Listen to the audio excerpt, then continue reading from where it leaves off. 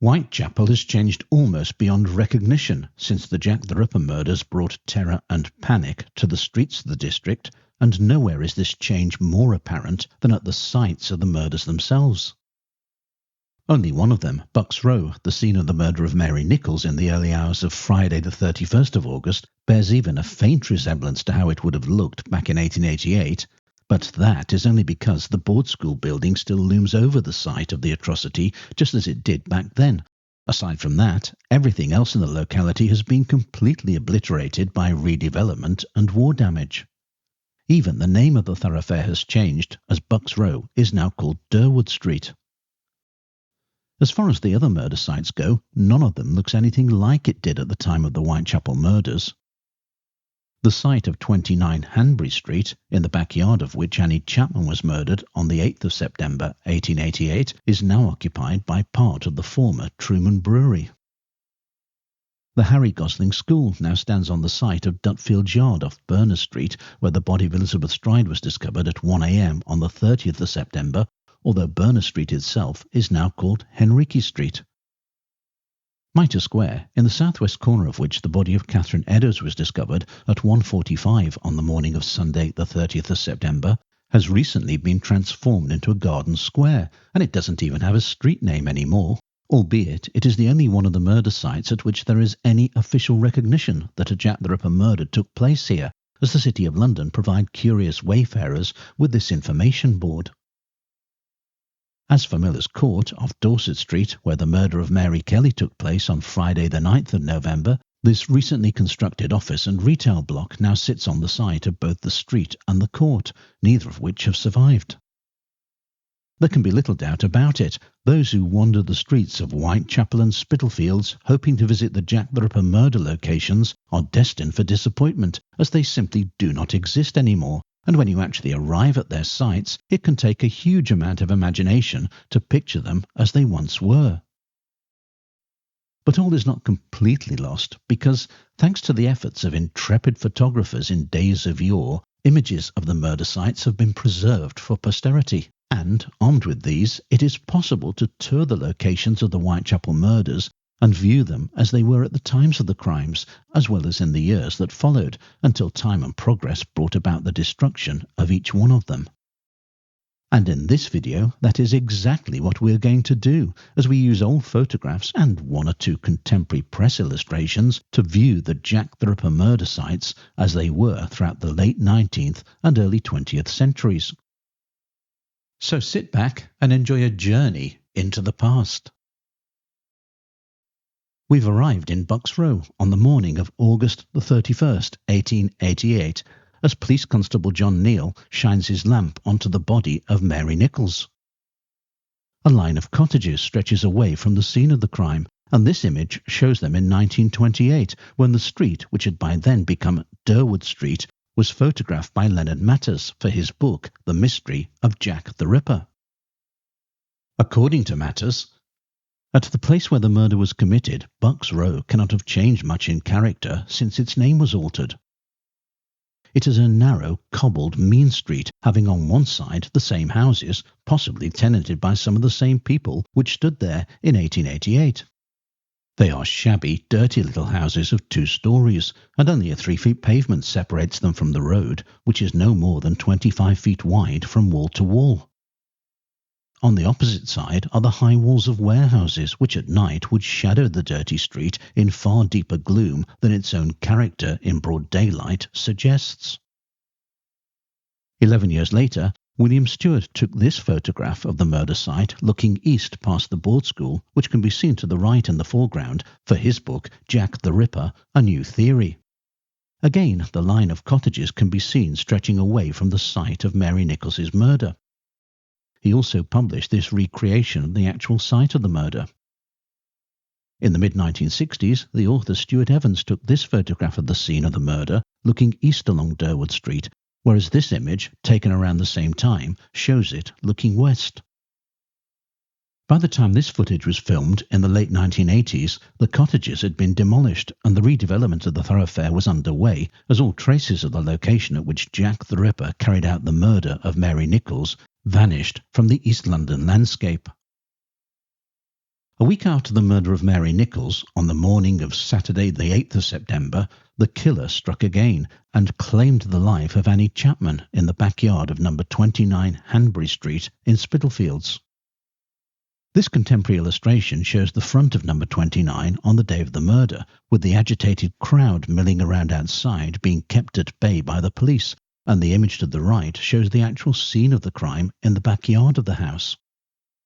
Heading forward in time to 1928, the house was photographed by Leonard Matters, and this is what he had to say about it.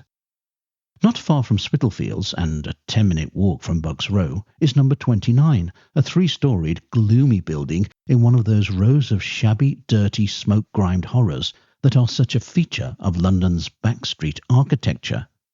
Contemplating them, one is sometimes led to believe that another great fire of London would be welcome. In 1939, William Stewart visited Hanbury Street to photograph it for his book.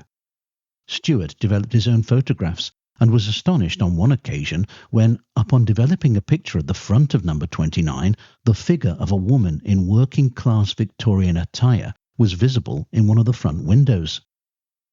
He was so perplexed by it that he went so far as to send the image to the Society for Psychical Research, but they were unable to provide any suitable explanation for the mysterious appearance.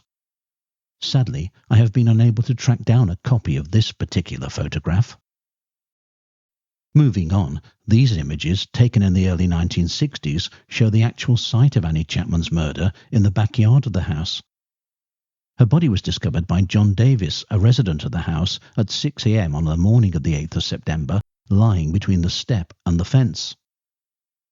In 1967, Stuart Evans took these photographs of the front of 29 Hanbury Street, showing the house as it was just a few years before the demolition crews moved in, and another Jack the Ripper location was erased forever. After an absence of several weeks, the Whitechapel murderer returned in the early hours of Sunday the 30th of September and carried out 2 killings in less than an hour. The first atrocity, on what has become known as the night of the double murder, occurred in Dutfield Yard off Berners Street, seen here in a contemporary press illustration as Louis Deemschutz discovers the body of Elizabeth Stride, the third victim of Jack the Ripper, at 1 a.m. This view towards Dutfield Yard, the entrance to which can be seen beneath the cart wheel in the photograph, was taken in the early 20th century from the junction of Fairclough Street and Berners Street. By the time Leonard Matters paid a visit to Berners Street in 1928, all traces of the murder site had disappeared, so he was only able to take this photograph of the corner. However, he did publish this photograph of what he referred to as slum dwellings in Berners Street, Whitechapel. This is what he had to say about it.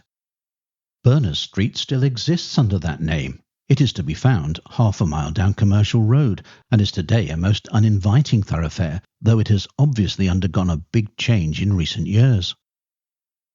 At its northern end, it is fairly clean, open and sweet, but as it drops away towards the docks, it retains much of the character it must have possessed in 1888.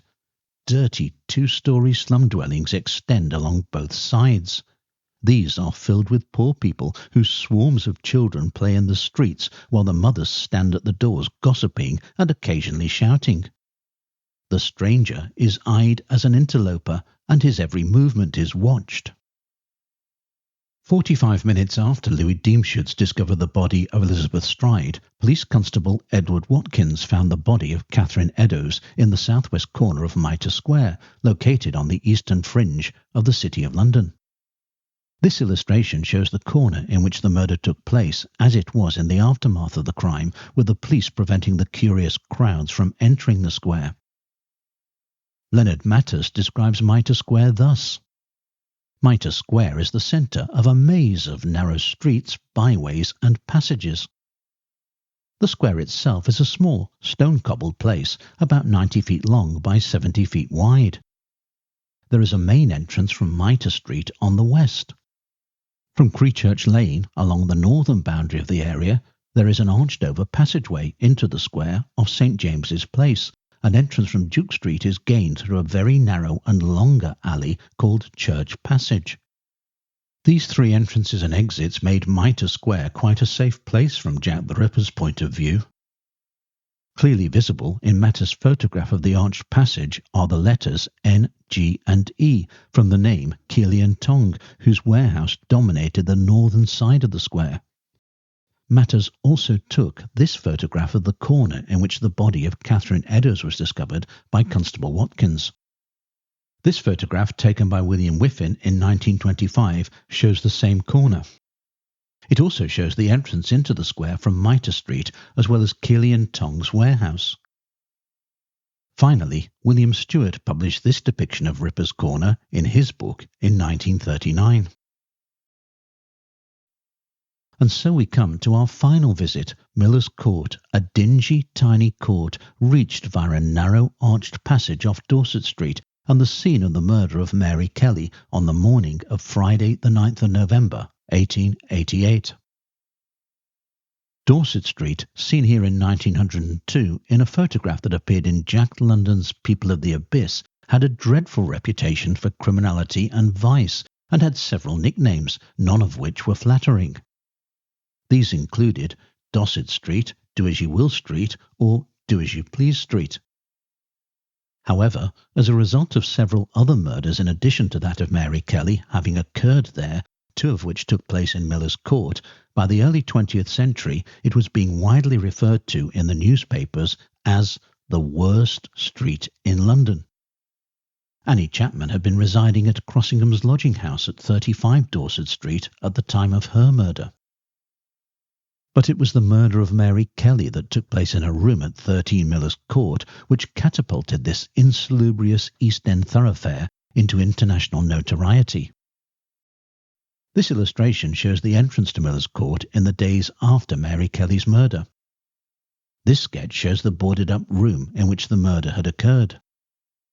And this photograph shows the window through which Thomas Bowyer, having called to collect Mary's overdue rent on behalf of her landlord John McCarthy, looked and saw a sight that was so horrific that John McCarthy would later describe it as looking more like the work of a devil. By 1928, when Leonard Matters took a stroll along Dorset Street, its name had been changed to Duval Street, and the buildings on its north side were due to be demolished. I took what is probably the last photograph of the house to be secured by anybody, he wrote in The Mystery of Jack the Ripper, for 3 days later Miller's Court and the dilapidated buildings on either side of it were nothing but a heap of bricks and mortar. The housebreakers had completely demolished the crumbling wreck of the slum dwelling. Modern students of the Jack the Ripper case must feel a tinge of envy, if that is the right word to use, as they read Leonard Matters' description of a site that is now lost to them forever. Miller's Court, when I saw it, was nothing but a stone-flagged passage between two houses, the upper stories of which united and so formed an arch over the entrance. Over this arch there was an iron plate bearing the legend Miller's Court. The passage was 3 feet wide and about 20 feet long, and at the end of it there was a small paved yard about 15 feet square. Abutting on this yard or court was the small back room in which the woman Kelly was killed, a dirty, damp and dismal hovel with boarded-up windows and a padlocked door, as though the place had not been occupied over the 40 years since the crime was committed. And with that evocative description, our tour of the Jack the Ripper murder sites in old photographs draws to a close. I hope you've enjoyed this sojourn into parts of the East End that are possessed of an inevitable elusiveness caused by the unforgiving march of time and progress. It might now be impossible to stand at some of the most famous sites in criminal history and experience them exactly as they were when they first blazed into notoriety and infamy over 130 years ago, but thanks to those intrepid photographers and artists who had the foresight to capture them for posterity, we can at least visit them in our imaginations and conjure up our own mental pictures of the London of Jack the Ripper.